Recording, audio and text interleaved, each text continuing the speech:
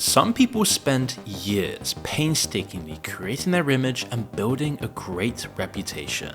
They might be at the top of their field or expect to nail it from start to finish. Then they go on Joe Rogan and ruin everything in 3 hours, sometimes within minutes. As many of you may have noticed by now, lots of guests who go on Joe Rogan can either be compromised frauds or just have no idea what they're talking about. Claims fall apart when they're asked for sources. Expertise evaporates under basic follow-up questions. Opinions tolerated in their bubble are torn apart by the general public. There's a ton of ways people get exposed on Joe Rogan. But this first example of someone destroying their reputation on the Joe Rogan Experience doesn't really quite fit into any of those categories. It's actually a whole lot more shocking. This is Josh Dubbin, a civil rights attorney who gets wrongfully convicted people out of prison, a seemingly great thing to do. He opens up with an unusual disclaimer that sets the tone for what's to come.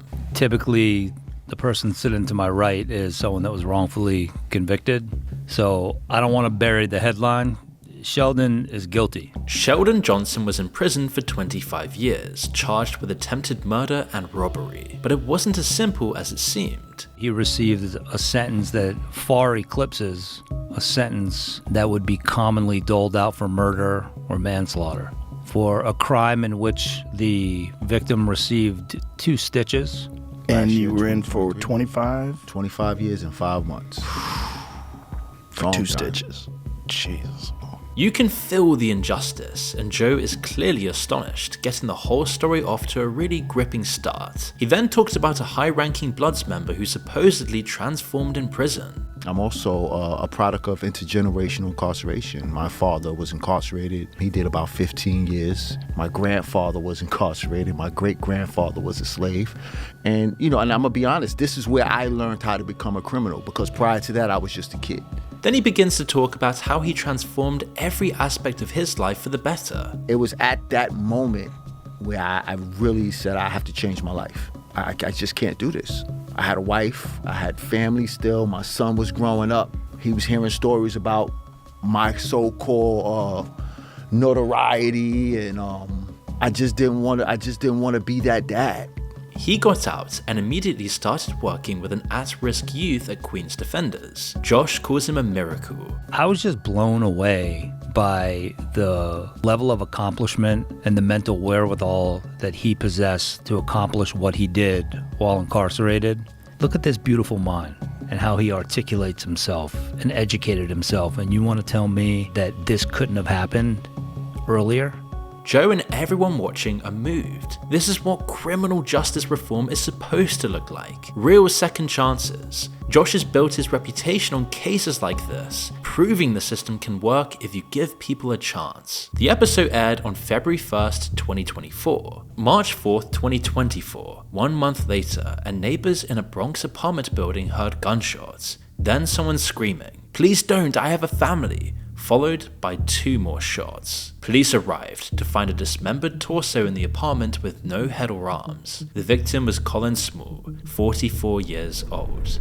New Year's resolutions fail for one reason. We try to remove a habit without replacing it. Fume is the replacement, a flavored air fidget device that lets you satisfy the urge to reach for something without nicotine, vapor, or batteries. Just clean, natural flavors and a fidget-friendly design that feels good to use. This January, don't just try to quit, upgrade the habit loop and reach for Fume instead. You see, for me, anytime I get a craving or look to hit my regular vape, Fume steps in and breaks the hand-to-mouth pattern. It's just really simple, natural, and honestly kind of genius. It just feels great when you use it in your own hands and tastes great. Personally, I love the crisp mint flavor. And this is especially great because when you want to quit something on day 1 of the new year, you'll find that the cravings usually hit by day 5.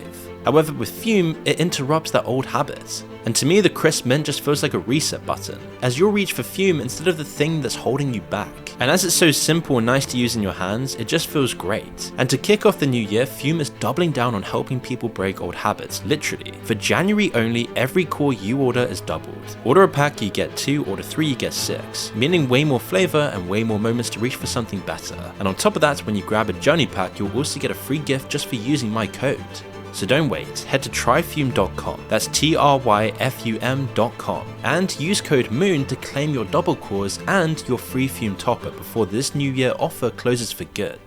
Surveillance footage showed a man coming and going from the apartment over several days, wearing different disguises each time. A blonde wig in one shot, carrying cleaning supplies in another, hauling a large blue bin that never came back out. The building superintendent identified him driving the victim's blue Audi. That man was Sheldon Johnson. In his freezer, they found Colin Small's head, arms, and legs. Sheldon Johnson was charged with murder, manslaughter, criminal possession of a weapon, and concealment of a human corpse. That was when the internet exploded. Fans flooded the YouTube comments on episode 2096, some demanding that Joe delete this, others pointing out red flags they'd noticed. For Josh, well, obviously his entire reputation is built on being the guy who can spot genuine rehabilitation. Now, this got way more intense when Josh appeared again on episode 2228, which was a big surprise. You'd think he'd just want to bury this completely and forget it ever happened. Rogan obviously contextualizes the discussion given what happened. The last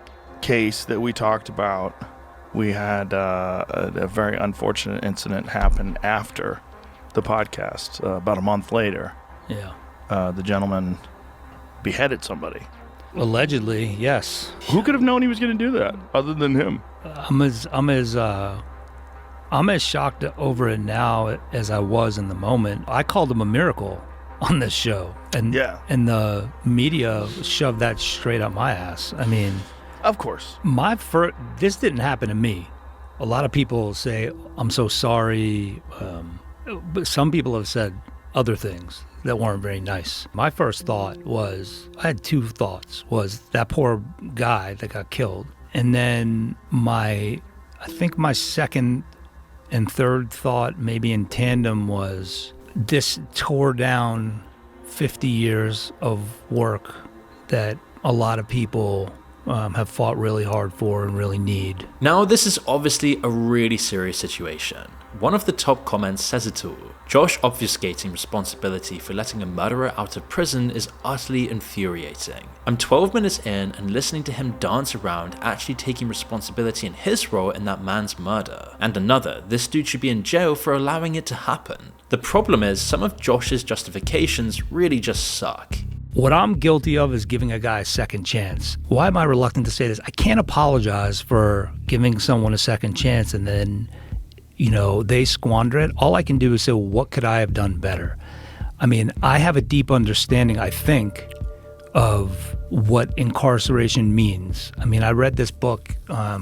So he said that reading a book gives him an understanding of people in prison, but he can't even remember the name of it. Joe is actually sympathetic because he says Josh has done some genuinely good work before, but history doesn't remember this episode well for obvious reasons. But then there's other more famous people like Neil deGrasse Tyson that expose a whole lot about their personality. Neil deGrasse Tyson's episodes came with high expectations since he's one of the most popular scientists around. When he first became such a big name, he was highly respected, but over time he slowly chipped away at his reputation piece by piece, and his Joe Rogan appearances are partly to blame. Hopes were high, but he turned out to be the guy who would steamroll every conversation to make sure you understand he's the smartest person in the room, and this often strays into being straight up stuck up and rude. Check out these moments when he cuts straight in and contradicts Joe at every opportunity. The global warming thing is very much connected to a certain type of ideology. A certain type of person who thinks of themselves it doesn't matter to me. No-nonsense person. What I'm saying, yes, it does matter, because when ice melts, it takes up lower volume than it was when it became ice. Just look at all the times Joe's face changes when he gets interrupted all the time. You wouldn't want to escalate the situation into a shouting match, so what else do you do than sit and suffer? But it just goes on and on. Constant interruptions that make the conversation fragmented and difficult to listen to. And he also turned out to be overly smug and wouldn't listen to opposing views, even when he did let Joe speak. Whatever is your concept, the discoveries of astrophysicists bring you closer to it. I get your perspective. Let me be the opposing view. They feel... No, I'm not trying to... There's also a really bizarre moment where Neil deGrasse Tyson thinks the studio has fake bricks and gets up out of his seat to check. Jesus Christ, he thinks we got fake bricks. Who do you think we are? Okay. Oh. You got it. Thought I was a liar. How weird. In another episode, Joe brings up the Navy's Tic Tac UFO, a classic piece of UFO footage watching an object drop from 80,000 feet to sea level in less than a second. It went from, they tracked it going from 80,000 feet above sea level to 50 in less than a second. They have no idea how it moved. There's no visible propulsion system. It was blocking their radar. It was actively blocking tracking. This is what their sensors told them. Exactly. Just be clear about that. And then you're stating information as though it is facts. I'm stating information as Commander Fravor I don't care. related. That doesn't matter. He's human, Right. and we're all human here. Yes. That's a very important distinction.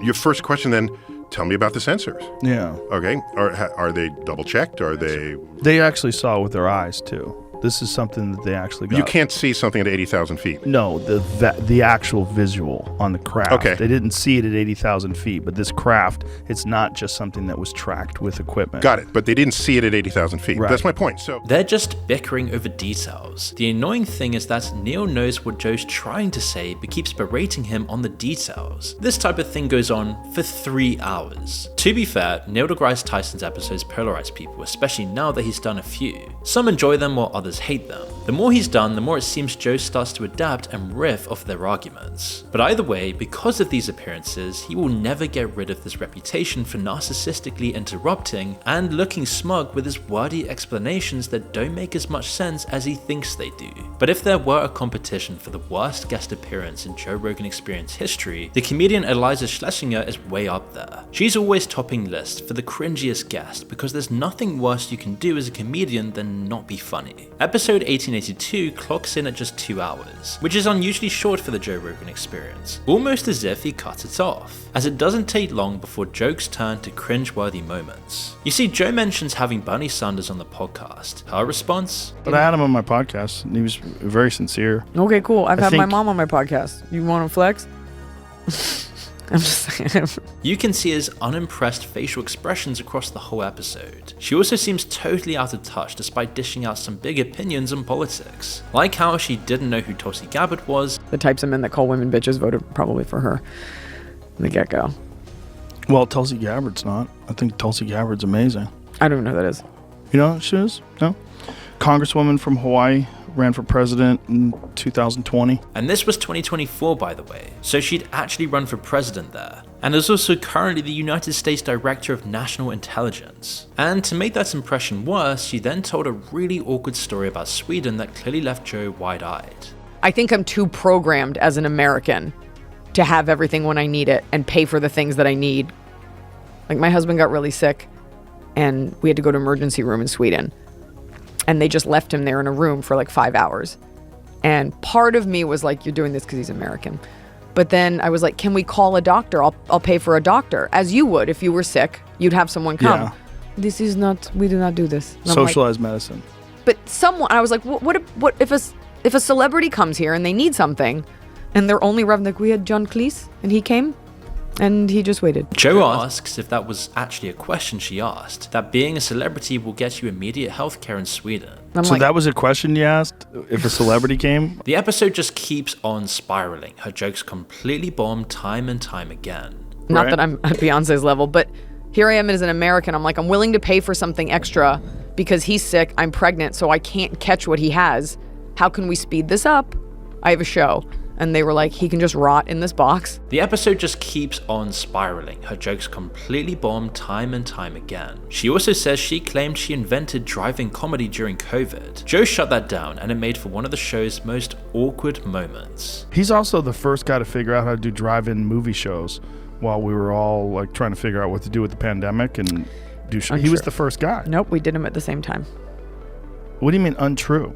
We did the drive-in tours at the same literally time. came up with the idea, he said. No. You don't think he did? I don't know. It could have been like independent, but I definitely did. We did them around the same time. Around the same time. I didn't get the idea from him. Okay, But I'm not that doesn't saying take it you away did. from him. Maybe you got the same idea independently That's what I after he said. did it. No, I don't think it was after. I think he was the first guy. Okay.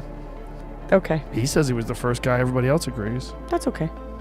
She just comes across so egotistical and smug in most of this, distancing herself from serious conversation while making sure she sounds like the best around. But at least she has the excuse of just not being funny. Barry Weiss walked in as a New York Times staff editor ready to explain journalistic standards to everyone, then smeared a sitting congresswoman using a word she had to Google mid-conversation because she didn't even know what it meant. But this one actually started well. Weiss is on fire talking about how journalists screwed up. Your initial reaction to something is not the truth. Right. It's your emotional reaction.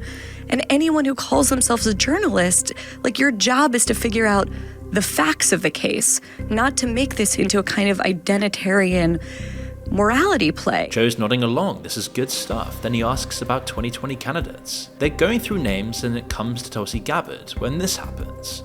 She had... No, she's an Assad toady. What does that mean? She is What's a toady?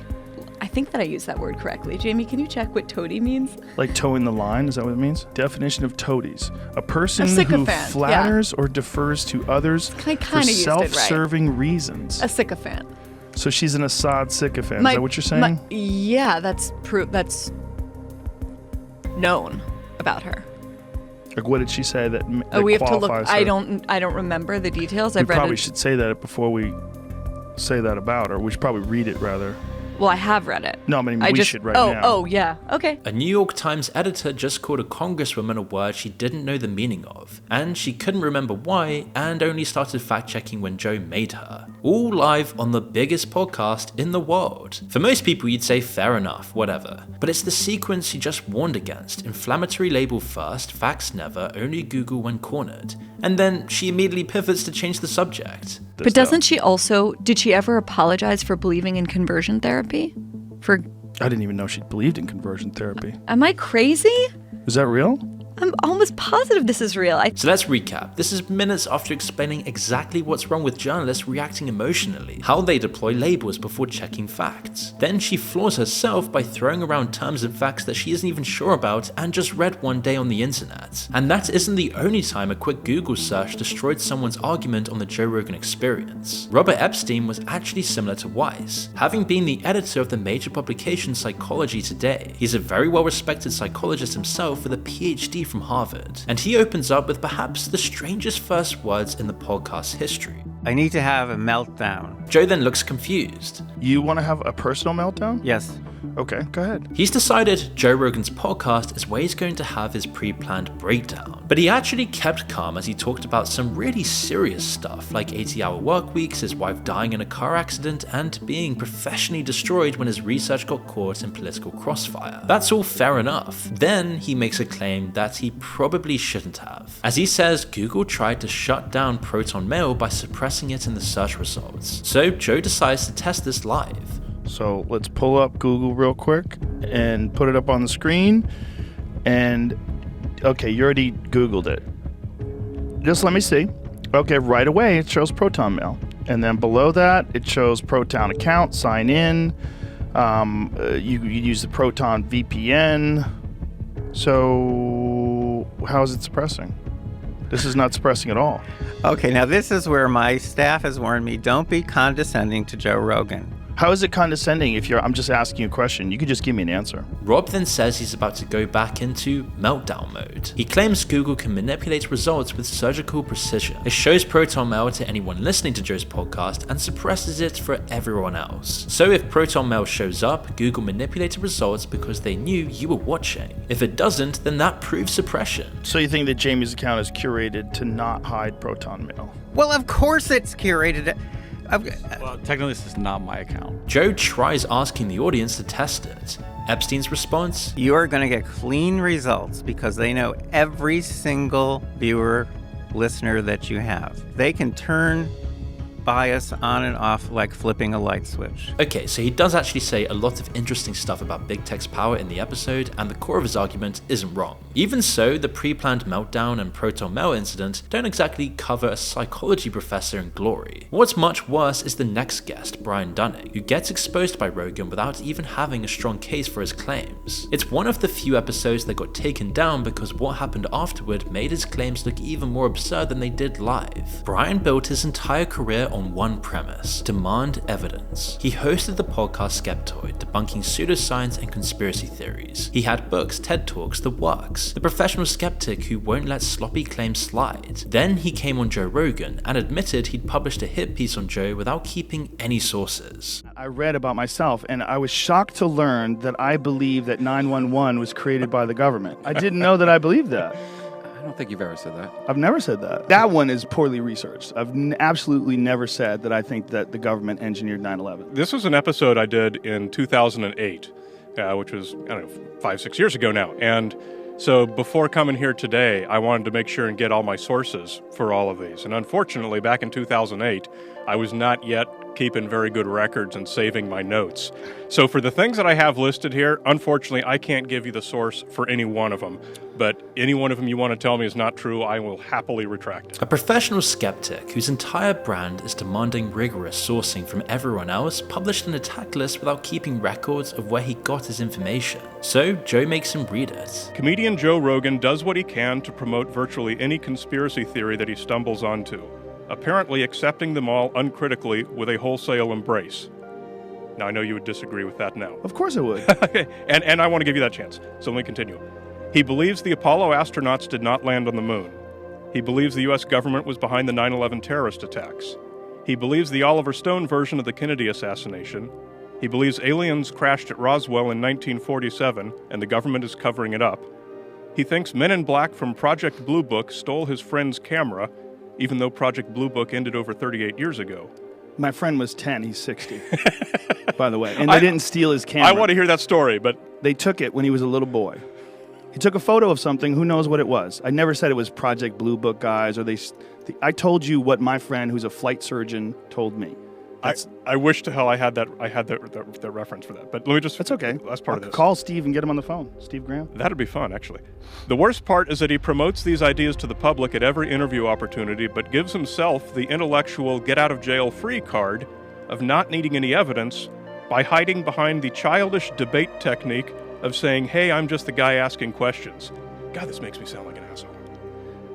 Well, it's just factually inaccurate on so many different levels. I don't understand why you wrote it like that. Later that year, 2014, Dunning pleaded guilty to wire fraud, a cookie stuffing scam on eBay that generated over $5 million in stolen affiliate commissions. So the professional skeptic who demanded evidence from everyone was running a fraud scheme the entire time. Speaking of being a fraud, this is Oscar-nominated actor Terrence Howard, who walked into that studio convinced that 1 × 1 = 2, having spent 4 decades building an alternative physics on his wild ideas. Terrence Howard described reaching out to Neil deGrasse Tyson about a 36-page breakthrough. Neil redlined the whole thing as being basically ludicrous in every way. So Terrence came to Joe. One of the things he opens with is how his first memory came when he was 6 months old in his mother's womb.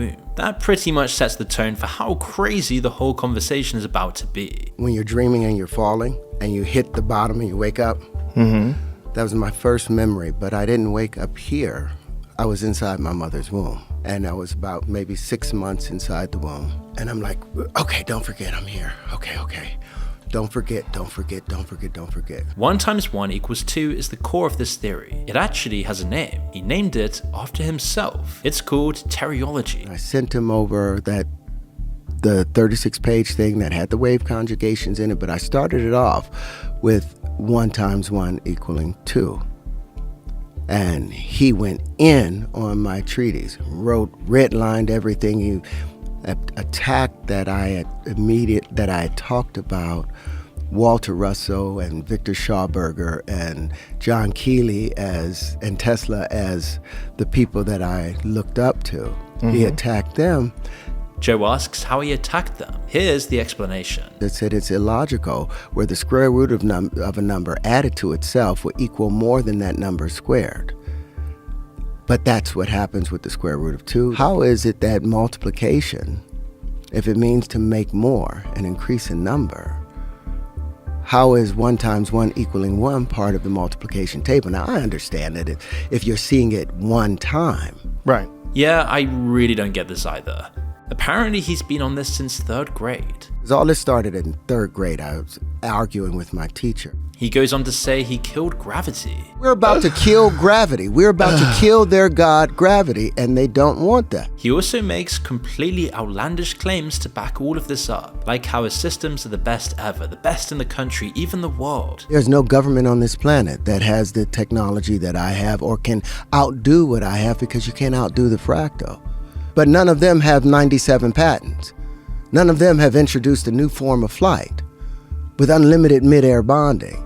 None of them have discovered 4 supersymmetrical systems. Joe tries to engage, he likes talking about this kind of stuff usually, but you realize that no amount of good faith engagement is going to bridge the gap. Teriology has become a meme for the Dunning-Kruger effect, a phenomenon in which someone with low expertise tends to overestimate how much they know about a particular subject. One of the top comments says what we're all thinking. When weed wants to get high, it smokes some Terrence Howard. The Joe Rogan podcast makes it clear that talking absolute rubbish that you're certain you're right about is always a reliable way to destroy your reputation. But there's one guy whose ego eclipses the others, proving that you don't even need to be on the Joe Rogan Experience to be destroyed on the Joe Rogan Experience. This guy who walks around everywhere with no shirt on, a big bushy beard, super jacked, and he was telling people that the way he gets that and eats raw liver and just lifts like a maniac, and that's how he's so jacked. But it's preposterous. It's an encounter that turned into a years-long feud and even culminated in criminal charges for terror threats. I'm of course talking about the Liver King.